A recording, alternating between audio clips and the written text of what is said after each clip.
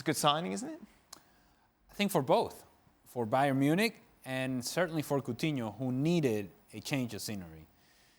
Coutinho is a tremendous talent. And at times, this summer in Copa America for Brazil, he looked very good, as did the rest of the Brazilian national team. Yeah.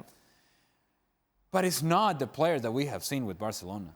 And it's nowhere near the player that we saw with Liverpool. Excellent with Liverpool, impactful, comes to Barcelona, you're thinking, okay, well, this is a perfect balance to Lionel Messi. Because when Messi's attracting attention, Coutinho either can create on his own or can be the beneficiary of that space that Messi opens up for everybody else. And it was not that. To the point to where at the end of his stay at Barcelona, Coutinho was having difficulties trapping a ball, completing a pass, making a very, very basic decision. He was making mistakes that you expect from young players, from little kids, not from a professional with that sort of talent. So he needed to go elsewhere.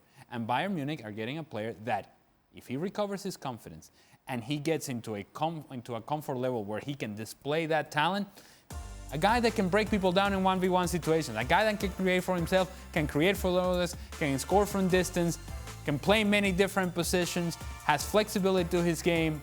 But that's the best of Coutinho. The problem is we haven't seen the best of Coutinho for a long, long time now. Listen, I think it's a great deal for Bayern Munich.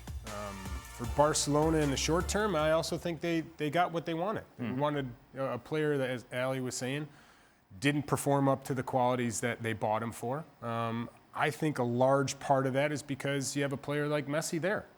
Coutinho is someone that loves to be on the ball, loves to get into spaces in between the midfield and defenders, and he's exceptional at picking out the right pass or taking players one-on-one. With that Bayern Munich team, I'd actually add Perisic on the left-hand side, and you've got just an abundance of players that can cause problems to other teams. Yeah, go ahead. No, go on. Yeah, no, and for me, Coutinho's always that person that needs to be the central focus. And at Barcelona, he was never going to be there as long as Lionel Messi was there. But let's remember, Messi's getting older. And as he gets older, Coutinho could have slid right into that spot. Certainly, to Ali's point, if the player's lost confidence and doesn't play well, I'm sure Barcelona didn't see him as that player anymore. So in the end, a good deal for everybody. But I think Barcelona probably are going to be disappointed 3 or 4 years from now. How much of an upgrade is this for you, Jules, say, compared to James Rodriguez? I mean, that's the big question. I don't know right now how Coutinho is going to settle in the Bundesliga, in Munich, in a new country with a new language, a different style of football as well. Although it's a bit similar to the Premier League where he's played before, but all those questions: where will Kovac play him?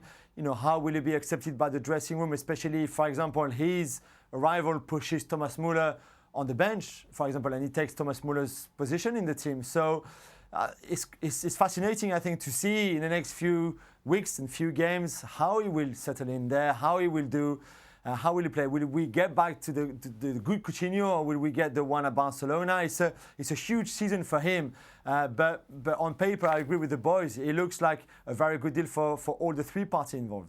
Well, thank you very much for watching ESPN on YouTube. For more sports highlights and analysis, be sure to download the ESPN app. And for live streaming, premium content, and let's not forget as well, ESPNFC 7 days a week. Subscribe to ESPN+.